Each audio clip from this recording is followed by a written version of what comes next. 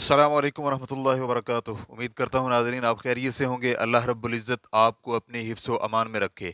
ख्वाबों की ताबीर के हवाले से हमारा आज का मौज़ू है सुलह करना।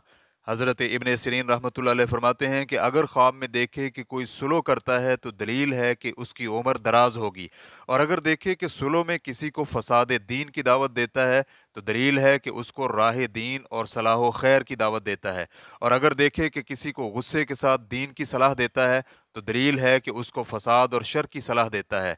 हज़रत जाफ़र सादिक रहमतुल्लाह अलैह फरमाते हैं कि ख्वाब में सुलह करना 3 वजह पर है।